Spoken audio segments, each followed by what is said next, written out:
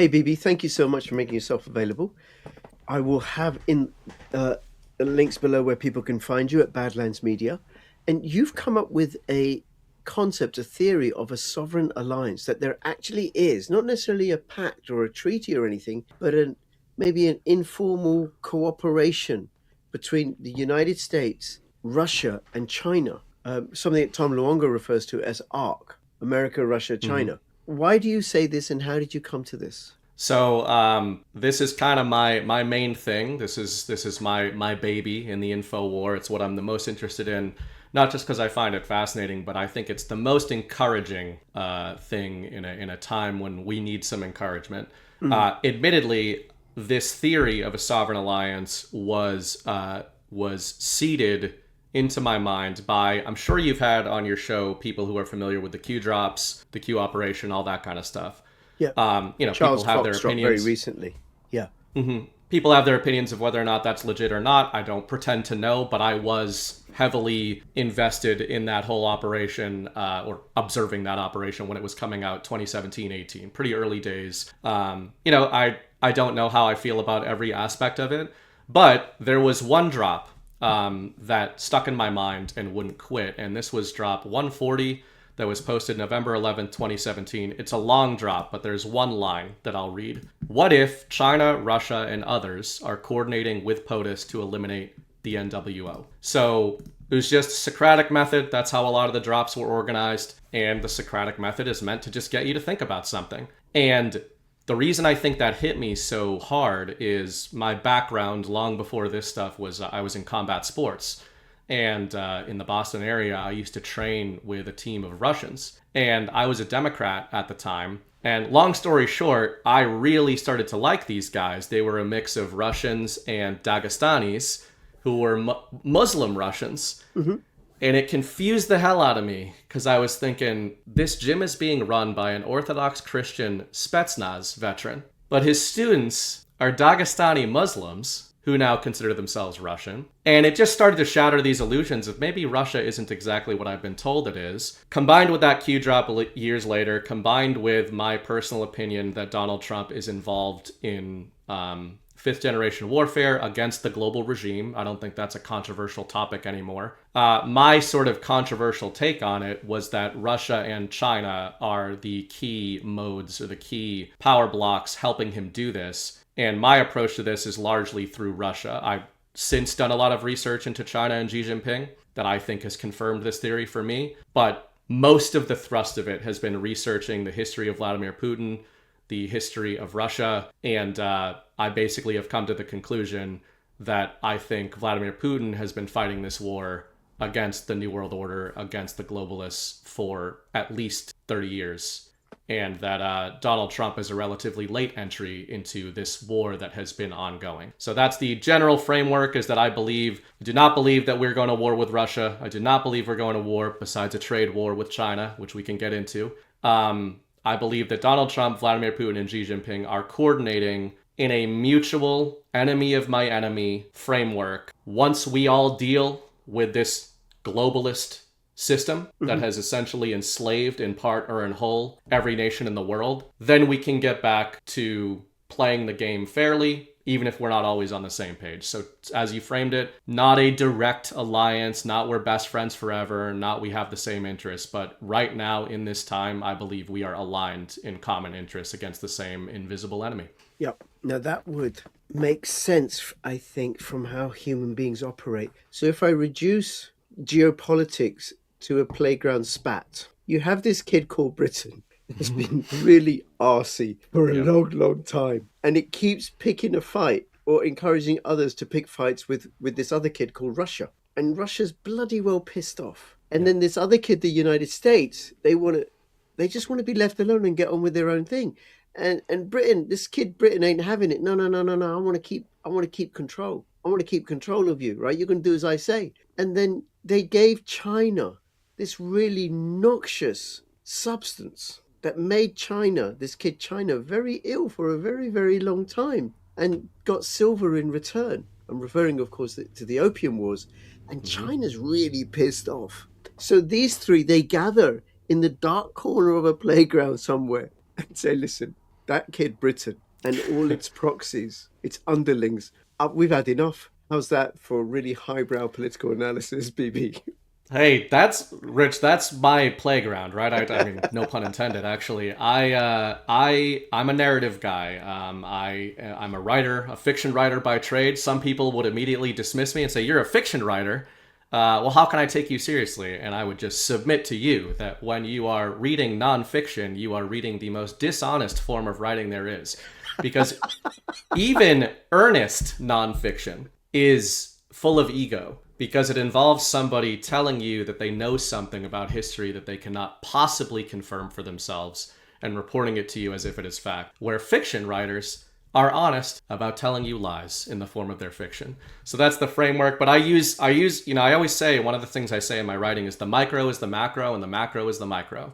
Yeah. If the template, the first principle that you just laid out fits, of course it's easy to map that, and we should map those kinds of templates onto sort of macro situations. Well, it's the value of fractals, because what we're talking about is human relations. Yep. At That's different absolutely scales. what it is. It's human beings doing what they do as human beings. Okay, now I know I'm going to just summarize very briefly, because I want this more about the three nations. What I understand Russia has happened in Russia, and credit what I know about it to what I've heard from Martin Armstrong and Alex Crane and Tom Luongo. When Putin came to power at the request of Gorbachev in order to rescue Russia, the Western powers, they wanted to send their corporations in order to strip mine Russia of its resources. Putin, being a nationalist and a patriot, no. And he told the oligarchs, you stay out of politics. You can run your businesses and you stay out of politics. And then there were a few that he banged up in prison. Yeah, banged up, English colloquialism, that he convicted and sent to prison, right? Yeah. And largely he's run Russia for the benefit of the Russian people. So Russia is self-sufficient in food, it's self-sufficient in energy, he's building a manufacturing base, and the Europeans are really pissed off because they got nothing, no resources, no collateral. They look at Russia and its vast land.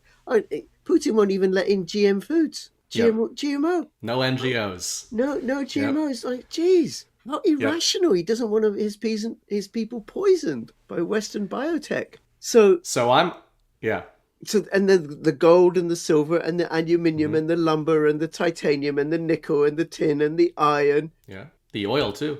Oh, of course, the oil. How can I forget Natural the oil gas. and the gas? Yeah. So yeah, absolutely. And to add a little bit of color to that, like I said, the reason I mentioned my background with Russians is just because it's that door opening. It was that door opening for me of just being like, I was a disillusioned liberal at the time. So I wasn't I didn't consider myself a Democrat. I knew at that time, to my own satisfaction, the Republicans are the bad guys.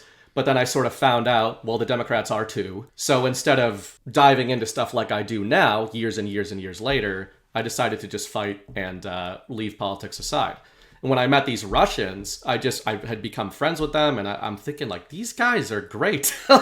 And not just because, they're good guys, but what was so strange to me and disconcerting or discombobulating is it wasn't like these guys were Americanized Russians. And I'm like, oh, well, they're Russians who have left Russia behind. That's why these are such great guys. No, they had, right on the gym wall, they had two portraits. One of them was Fedor Emelianenko, who was a heavyweight Russian fighter. Makes sense. The other one was Vladimir Putin. And I was, had all my Obama programming and my Bush programming, which it's always a tell, right? When Bushes, Obamas, and Clintons don't like the same guy, what guy do they not all like, right? They don't like Donald Trump, do they? So as simple as it is, just like your playground analogy, reverse indicators will always avail you well when you are trying to figure out, when you're trying to initially orient yourself. And I started to ask this question because I met these Russians, I liked them. It made me think, maybe I don't know a whole lot about Russia, and currently I don't like the US government, Republicans or Democrats. Then I became a Trump supporter, and that took some time as a former liberal. But I started thinking, weird, all the same people and organizations and governments that hate Donald Trump, they all were programming me to hate Vladimir Putin 10 years before that. And that's a little strange. And then I thought, does anybody remember the first major scandal of the era of Donald Trump? It's coming back around into the news. It's the Russia collusion scandal, right? Russia, Russia, Russia. Now, this is where I separate from a lot of truthers, MAGA, Q people, etc. I think there's a lot of inherent contradictions in the MAGA truth community where they think the Russia collusion hoax was a hoax, but they don't dive into why. Why Russia? Why was that the hoax? And my framework from the beginning has been the global oligarchy and United States intelligence and British intelligence and Israeli intelligence were already in active war with Russia. And that's not hyperbole, by the way. They took credit for fomenting and successfully enacting a coup in Ukraine in 2014. We call this the Orange Revolution, the Maidan coup. They take credit for this openly. Back in this era where the CIA was so comfortable with Americans' framing of Vladimir Putin that they took credit for trying to subvert him and running kinetic operations in his country, which he's now, confirming is his country. And I started to think, Donald Trump is arrayed against all of these guys. And the first thing I wrote in the InfoWar when I created the Burning Bright name is called Righteous Russia. And I wrote that before the special military operation in Ukraine. And I said there was going to be an invasion into Ukraine. But the more important thing I said was, if there's any validity to the idea that Donald Trump is not who they say he is, then I think Vladimir Putin is not who they say he is. And why did they try to conflate those two in the Russia collusion hoax? The little joke I've made for 5 years now is, I believe Russia collusion was real, and I believe it's a good thing. In other words, I believe Donald Trump and Vladimir Putin have been in coordination for a long time. And I believe that the globalists and intelligence know this. And when Donald Trump was elevated to commander-in-chief, that represented an existential threat to the Western globalist system that we're seeing disentangled on the world stage, and to the intelligence community that Vladimir Putin has been directly arrayed against, and that I think it would be safe to say Donald Trump has been arrayed against the same Western intelligence agencies that Russia has been fighting for the last decade. Excuse me, have you signed up for my free newsletter yet? Go to richdoespolitics.com. That makes complete sense. And it fits the playground model that the little kid Britain wants to split up Russia and the United States. But also it speaks to historically, because up until I think the early part of the 20th century, so maybe around the creation of the Federal Reserve, Russia and the US were allies. Britain was the enemy. My understanding in American political discourse, Britain was regarded as the enemy, as the big bad empire, much the same way as in India and Pakistan, Britain is regarded as the old empire, and Russia was friends with the US. Absolutely. One of the greatest signals. There's a little period of time in the last few years where, when I wrote this series in 2022. I felt like we were getting signal after signal that I was on the money with Russia and the US being allied, Russia and Trump being allies. 2022, 2023, there was a lot of stuff I was documenting at the time of communications going back and forth. Then it kind of went quiet for a while. We didn't get much, going on in terms of communications between Trump and Putin and signals. But in the last year or so, they've come back. And one of these is, I don't know if people are familiar with Russian Victory Day, something they've celebrated in May. I don't have the date off the top of my head, but in May, they celebrate Victory Day, which is commemorating the Russian victory over the Nazis.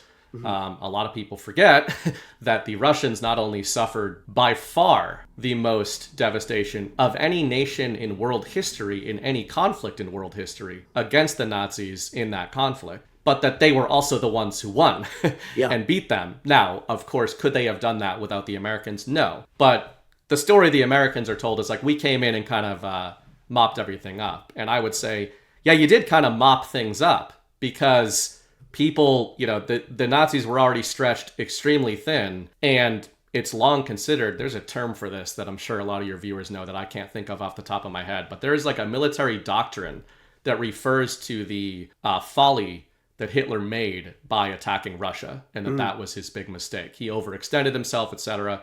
But he also dealt with a people who can't be, they basically are never going to give up, right? The term scorched earth literally comes from the Russians during that time period. So in 2022, I felt there were a lot of signals. In 2025, Vladimir Putin holds a Victory Day celebration, as he does every so often.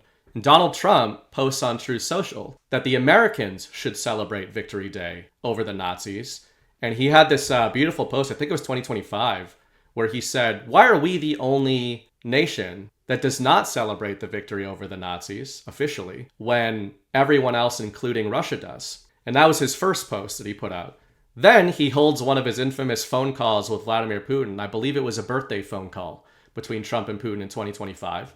And after the phone call, he puts this glowing post out, despite being, at the verge of almost war with Vlad every couple of weeks. He puts this great post out and says, essentially, a lot of Americans don't know that the Americans and the Russians have been allies forever, as you just said. Donald Trump's saying this to his own base. They helped us. Way back against England. They helped us in the Revolutionary War. They helped us greatly in the War of 1812 that I didn't know about until recent years. They also were trying to put partnerships together with us with a transcontinental railroad before the Civil War, which makes one wonder who started the Civil War and why. And that's bankers, which is your territory, right? And so we had Catherine, who was trying to align with the Americans at the time in Russia. And, it's pretty weird. When you go back through a lot of American conflicts and a lot of Russian conflicts, and you kind of trace the decade window leading into those conflicts, you will see oftentimes that the Americans and the Russians were in negotiations for continent-spanning economic projects. And then just some global catastrophe kicks off, like, Civil War. Oh, well, we'll put that deal on hold, and I think we've had something. I think we're getting an unwinding of that. But I think Donald Trump gives us some of these hints every so often, as simple as saying, you know what? We should celebrate Victory Day too, on the day that Putin is holding a parade about it. And what's Victory Day against? The Nazis. The Europeans. And one of the things I've said in my series since the beginning of Righteous Russia is the Nazis never really lost, and they never really went away. And Vladimir Putin actually told you this when he went into the Donbass. He did not call it a military operation. He called it a denazification effort. Yeah. And so, take that for how you will, but I think that is the war that's going on. The Azov Battalion and the Banderistas are very, very prominent in Ukraine's governance structures and their military. Okay, there was the Anchorage meeting between Trump and Putin, and then there was the revival of the Trans-Siberian Alaskan Railway Bridge, which would just be wonderful for both nations in terms of encouraging trade and commerce and stuff. And one thing I want to say is slight detour, BB. I said to my wife about 3-4 years ago, I said, we need to move to Russia. I can see what's coming. It's not going to be good in the UK. We need to go to Russia. At the time, I couldn't find anywhere that was warm. Right. But about a year or so later, I found Dagestan. Now, Dagestan is just north of Azerbaijan.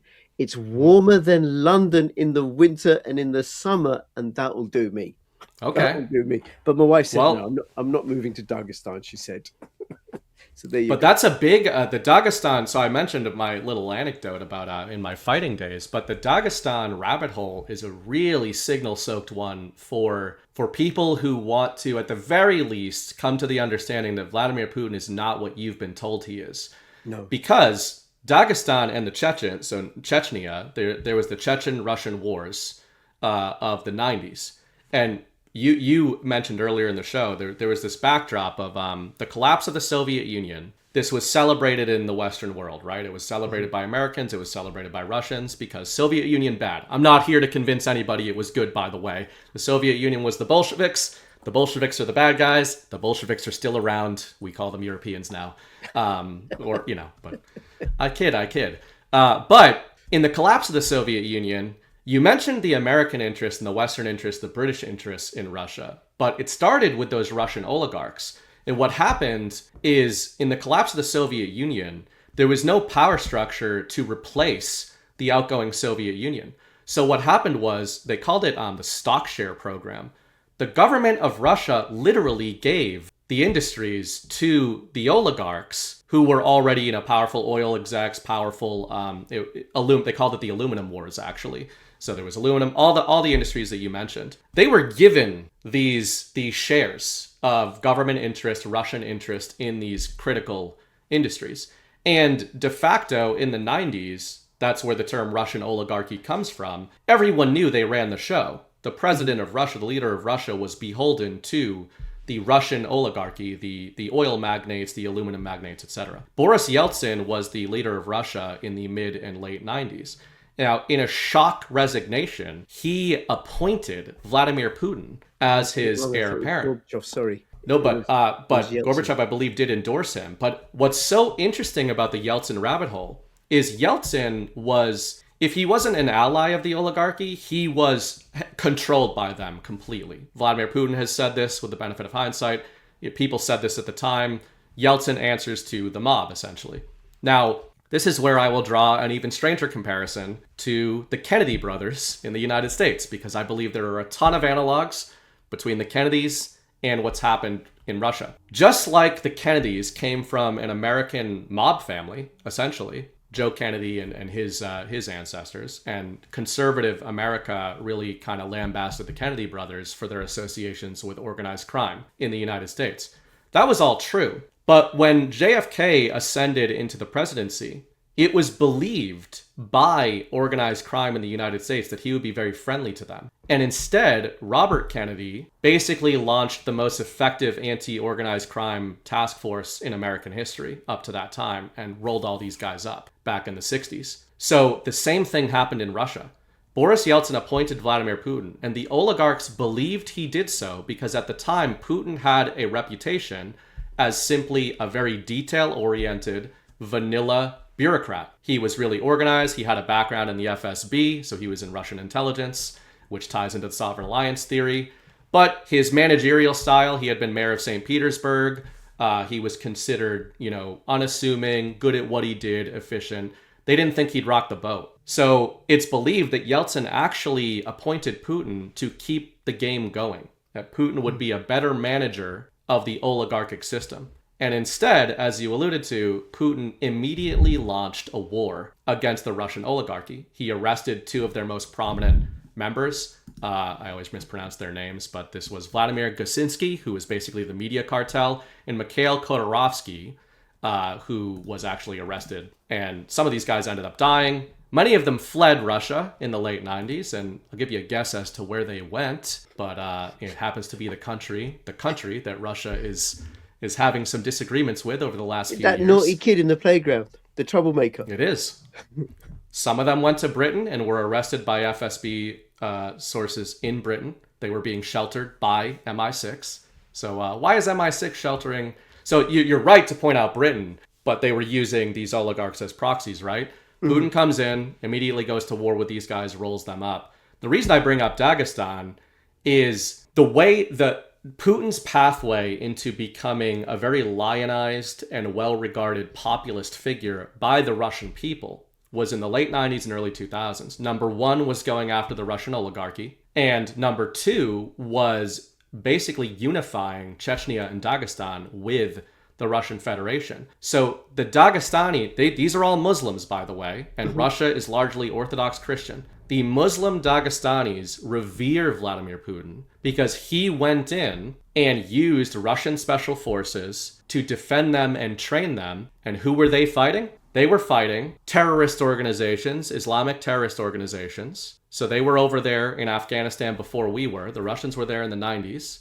This was under Putin. They were fighting against Al-Qaeda, etc. And the Russians will tell you openly that the Islamic terror regimes were being financed and trained by Western intelligence. No, they would never do that. Exactly. They've never ever done that, Bibi. How can you say that? This is just pure Russian propaganda. Exactly. And, it's so funny because if you said that in 2001 or something, I mean, holy crap, in the US, you'd get lambasted, right? But the good thing is we are at a point right now where you just laughing at that. I'm sure most of the people watching the show are pretty aware of that. And I think the step people just don't make yet is, okay, now reframe who was fighting against this Western intelligence the entire time. It was the Russians. And the reason the Dagestani Muslims are so loyal to Vladimir Putin is, in my view, it's twofold. He liberated them from these Islamic extremists. But I think it's also that Putin has truly embraced these Muslim communities and said Russia might predominantly be an Orthodox Christian nation, but we are a sovereign nation, a good nation. And he knew that this Islamic extremism was fomented and funded, created de facto by Western intelligence. So, and this is still something that Trump supporters have trouble with today, of not understanding where this comes from. Yep, MI6, CIA. Now, speaking of CIA, we're recording this on Wednesday, the 26th of August. Yesterday, John Ratcliffe flew to Moscow. And I see all sorts of reports that, that the flags were dropped on the U.S. embassy, which they're looking at reopening. And Ratcliffe went to Russia to beg Putin to not escalate tensions in Ukraine further. And then when I interviewed retired General Blaine Holt, he was saying, no, I need to get rid of these hand does that to me gestures, all the time. Right? He was saying they're working out about the Iran conflict and also the Ukraine-Russian conflict, how to bring it to an end, working together. So which one is it? What's going on, BB? Well, I don't think that that's wrong, but I would say that one of my more maverick ways of looking at these things, another thing I say often in my writing, is I believe the deals are done. I believe that what we are watching is a narrative translation and a grand story being told to make people understand, believe, and support the deals that are already done. And I know that sounds a little crazy, but I don't think it does through the context of the US and Russia. Think of, even in conservative MAGA minds, go back to 2017. Conservative Americans did not have a good view of Vladimir Putin. You could argue that they had a worse view of Vladimir Putin than American liberals did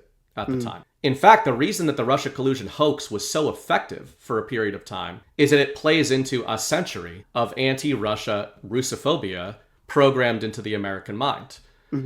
Now, if I'm right, and if Donald Trump had a deal worked out with Russia, by deal, I mean a global realignment deal, the entire military operation that I believe has been running for a decade and that is still running right now, I believe they planned that out in advance in that dark corner of the playground that you mentioned.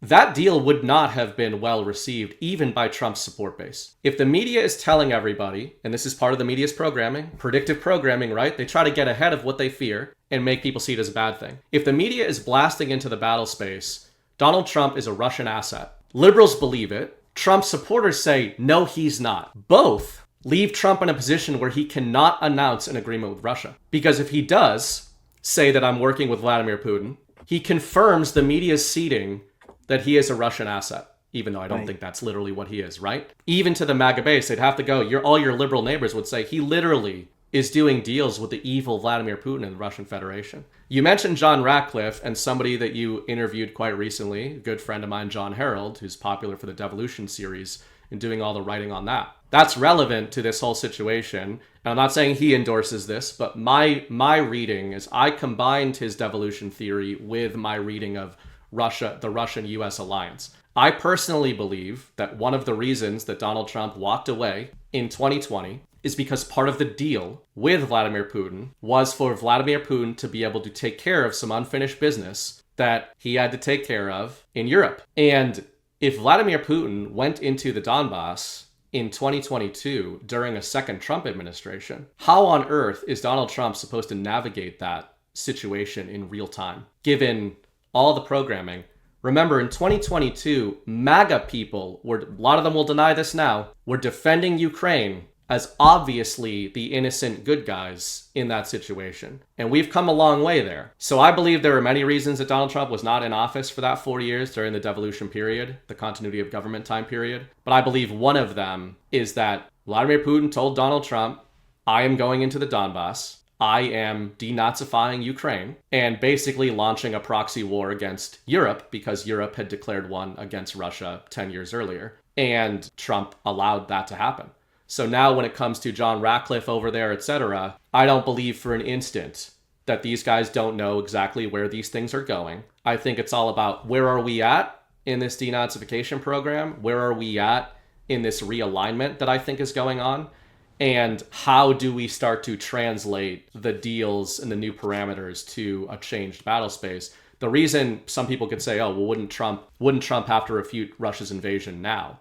Well, he has. But what does Trump always say when he's back in office? It never would have happened if I was president. Yeah. And one of the things I've said in my writing is that's exactly why he couldn't be president at that time. Because it never would have happened. But now that it did happen, Donald Trump's going to try to make lemonade out of lemons and say, besides all that Ukraine stuff, we can still get along with Russia. He hasn't tried to intervene at all on a military level. And I think there's a reason for that, but he's just not going to say that out loud. What he has done is played the Europeans, British and Zelensky along. Yeah, you can have the Tomahawk missiles. And then a few days later, no, you can't. Yep. Stringing them along. He's such a tease. Poor Zelensky. He's such a tease. Yep. Okay, BB, absolutely fascinating alliance analysis. Really great. And what I appreciate is the depth, plus also the multifactorial perspective that you take. This thing over here, this thing over here, this thing over here, versus what I think a lot of superficial analysis is just this. Putin bad, orange man bad, Putin the genocidal dictator. Well, no, they're having elections. They're doing elections. Unlike Ukraine. Unlike Ukraine, right? In a few weeks' time. Actually, I saw an article in The Guardian. I couldn't read it because I think there was just too much blood would have burst out my eyes about how Zelensky, the Democrat, is fighting Putin, the dictator. Mm-hmm. Right? Okay, so the one who's cancelled elections is the Democrat, right? But then, of course, we live in an upside-down clown world. Okay, so... Well, and I think a positive view of that, though, is that despite people not maybe being as crazy as I am yet, has the public Western mind moved toward Ukraine or away from it in the last few years? And I think that's a sign that this psychological operation is working, even if it's maybe doesn't get people to be as crazy as me. Yeah, and I listened to the Duran today. They're talking about enlisting women because they've run out of European men. Ukrainian men to throw into the meat grinder. So now and I think all those children whose fathers have gone, now they're going to lose their mothers. Are you kidding? Now, I haven't mentioned, you may not know this, but I'm involved with a campaign in the UK called notaxforwar.com, where you can learn how you can legally, lawfully withhold your taxes as a protest against Britain's involvement in wars. notaxforwar.com. Okay, BB, thank you so much. I look forward to having you back on again.